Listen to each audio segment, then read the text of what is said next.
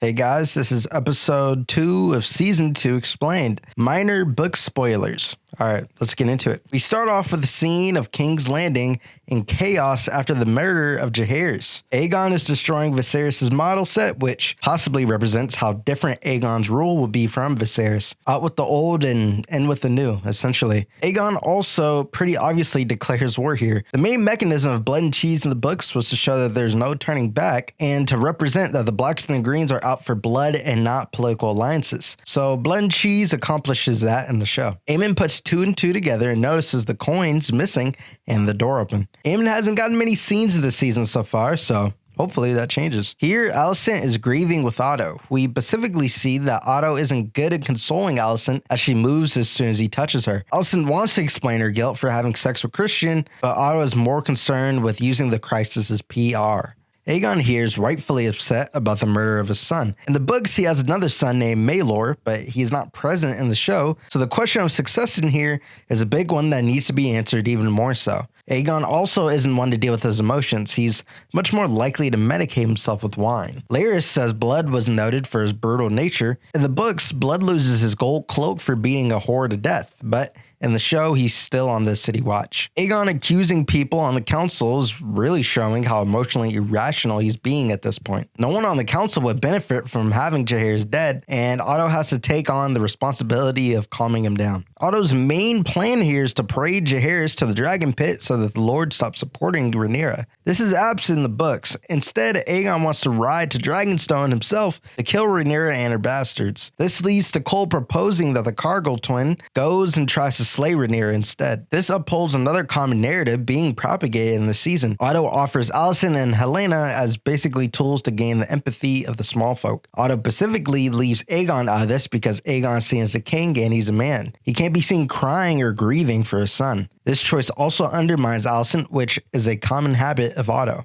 Another theme for this episode is that Alicent can't dispel her guilt. Whenever she tries to talk about it, whether it be with Helaena or Otto, they always dismiss her, forcing her to live with it. In the books, Blood is tortured for 13 days before he's allowed to die. Yeah, very brutal. Helaena probably rarely, if ever, actually interacts with the small folk, so keep that in mind during this scene. We also see Alicent touching Helaena, which was a big issue with the relationship in season 1. The death parade getting stopped in the mud and Helaena clamming up may also be an omen for how Otto's plans fall apart even more later during this episode. The gullet is this part of the sea that is being blockaded by Corlys's fleet. It's why the peasants and small folk are complaining about their lack of food. Trade can't get through the blockade. This is where Rhaenys was patrolling and where she comes back from in episode 1. Around this time in the books, the blacks are ironically getting many pledges of fealty, specifically in the Riverlands and many lords in the south. Daemon is likely lying here. While we don't get a scene of him saying his son for his son, we do hear Blood and Cheese say that repeatedly,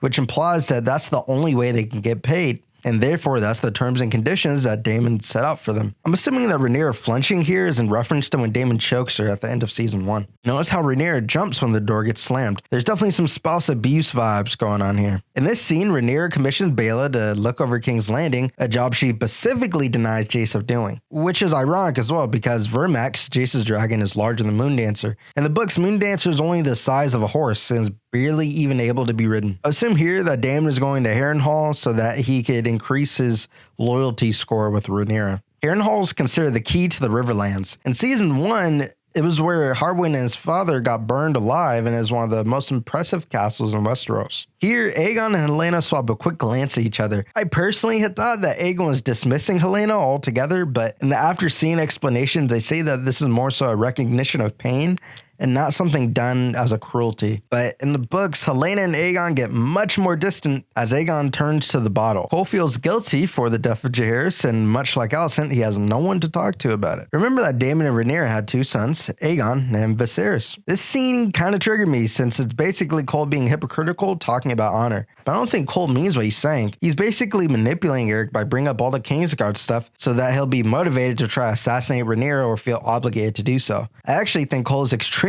guilt-ridden and solely just blames himself. He just needs somebody to try to rectify his errors, so he manipulates the twin to do it. Cole's main motivation here is obviously his guilt. Now in the books, there's no Alicent and Christian Cole sexual relationship, and it's not even really hinted at. But but Cole still brings up the idea of the Cargill twin infiltrating Dragonstone. The main point of the scene seems to be that Aemon needs to be in a place where he can be vulnerable so that he can explain his feelings. Aemon has this tough villainous exterior around his own family. We never even hear him apologize to the other Greens about killing Luke and dragging them into a war. We only hear him talk about how he's feeling in the brothel. This is probably the same woman that Aemon lost his virginity to as well. Remember in season 1 when Aemon and Cole are looking for Aegon in the same brothel? Well, Aemon says that Aegon brought him there when he was younger so that he could lose his virginity. This same woman says that Aegon was there years ago and then looked at Aemon, which means we can assume that this woman was somehow involved. She also says the boy has grown into a man.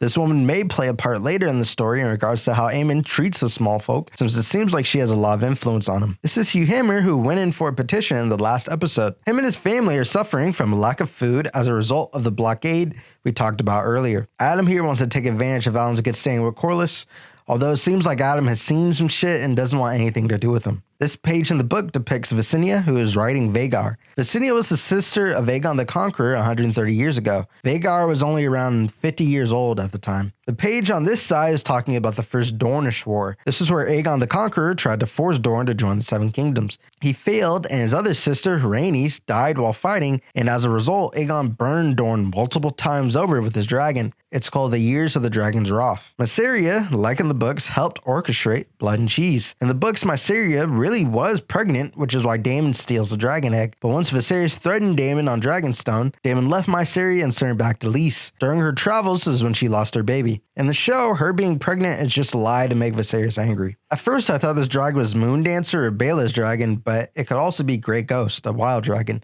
It's called Grey Ghost because of how pervasive it was of people. This scene goes to show how when the royal fight and then the small folk suffer. While Otto is right in this scene, it seems uncharacteristic for him to get this angry at Aegon. The main reason as to why he's upset is that he was playing the optics game by parading around Jaehaerys' dead body. It made Rhaenyra specifically look bad, and now that Aegon has hung innocent men, now Aegon loses his credibility. The issue is that the rat catchers were lowborn. Other nobles are very unlikely to denounce Aegon over Rhaenyra over the killing of lowborn people, innocent or not. The assassination of her prince would always be seen as worse. Rhaenys kills likely hundreds of lowborn in the pit, yet this has no bearing on the legitimacy of the Blacks. In the books, Otto tries to dispel the blockade by messaging the Three Sisters, the same group that was fighting Daemon in the Stepstones. The problem was that the Three Sisters had multiple people running the government, which caused them to be slow to action. This delay in action is what broke the camel's back and led Otto to being fired. In the books, there are multiple different accounts as to what happened when the two twins fight. The Maesters say that they fought for around an hour. Singers and storytellers say that the brothers killed each other with tears on their cheeks, and Mushroom the Fool says that the fight only lasted a few moments. So Otto has a brother who will lead the Old Town Army. His name is Ormond. Along with him is Alicent's fourth child, Daeron. In the books, Daeron and Jace are actually the same age, and they share wet nurses, although there's no telling how old they'll make them in the show. Daeron also has a dragon called Tessarion, and he was the most well-liked out of all the kids. In the books, Otto stays at King's Landing and kind of just derps around, I guess, but here he's going to go to Old Town to join those two. Alicent here is proposing that Otto also talks to the Tyrells in Highgarden. Hightower is a house within the Reach, which obviously supports the Greens, but House Tyrell has decided to stay neutral in the conflict, and they are the most powerful house in the Reach. They're Lord Paramounts. I actually don't really know why Alicent doesn't comfort Aegon at all here. Comment down below what you think about this scene. We pretty much have ended every episode with the Alicent and Kristen Cole sex scene. I definitely think the show is building up towards a climax where the two get found out. All right, guys, if you liked the breakdown for this video, then subscribe. All right, peace out.